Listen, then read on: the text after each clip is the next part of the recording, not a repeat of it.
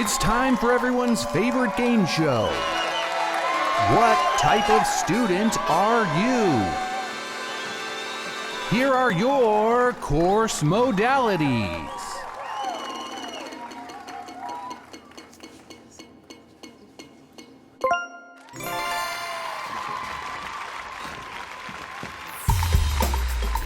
I'm the kind of student that needs the flexibility of online courses, but also enjoys participating in live lectures and watching pre-recorded video lectures as well.